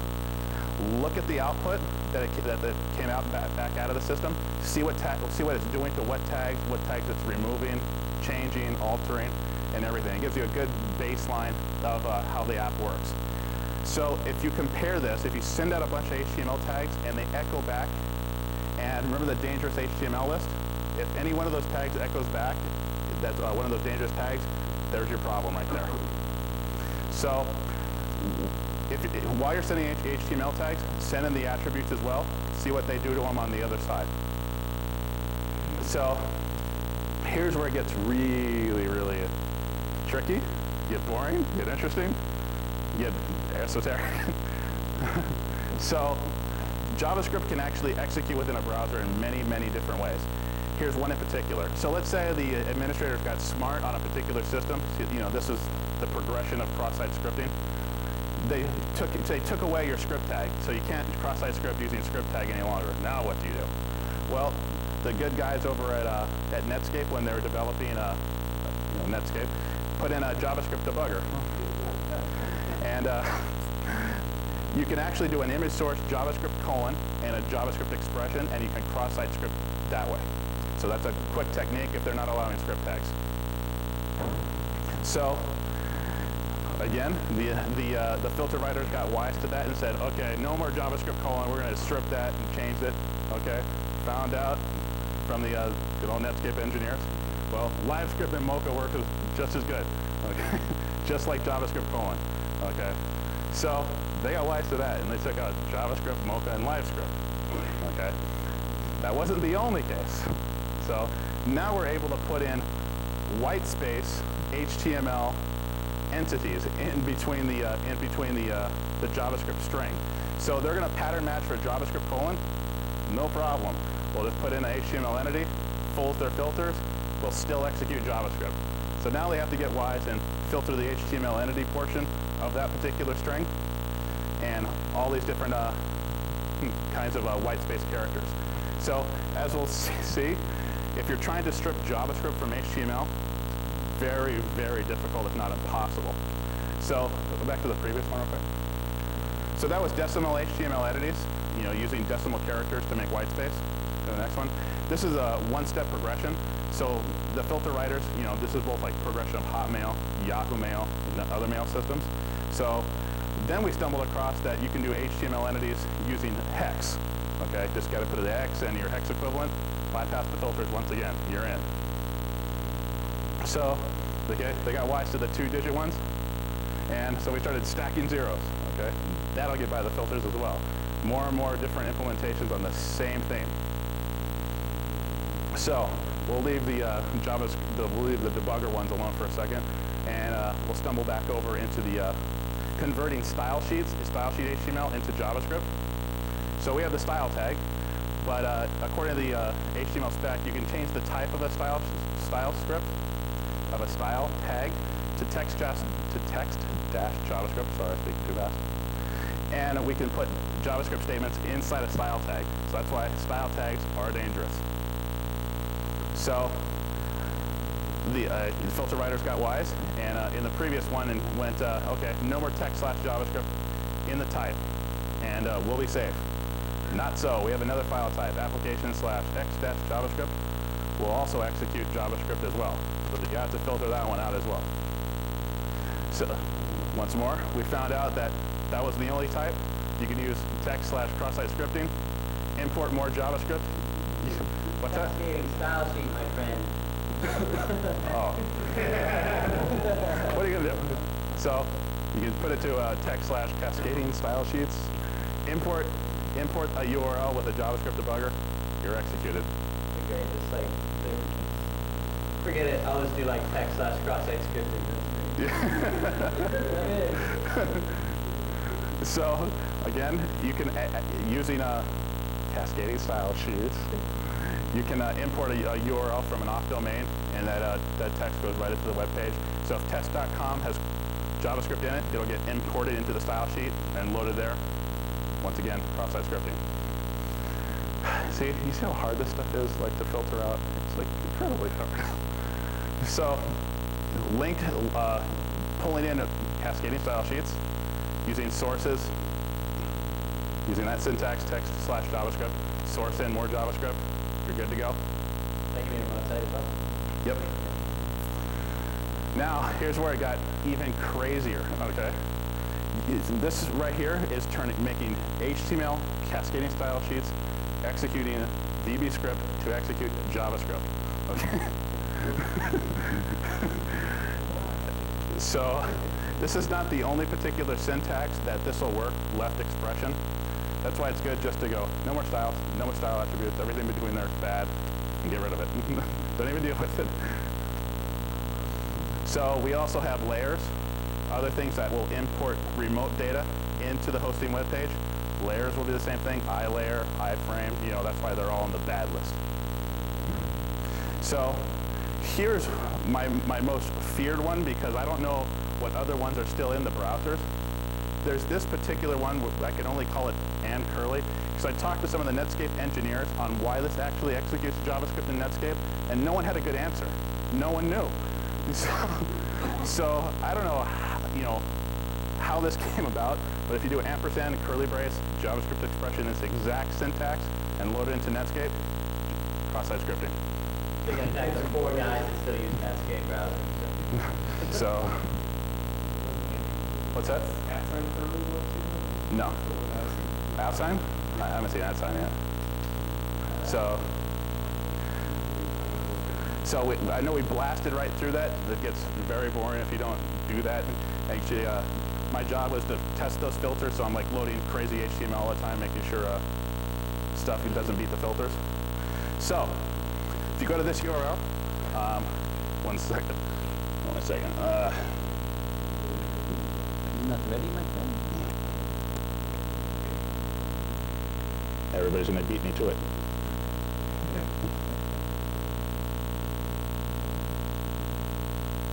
Oh, crap.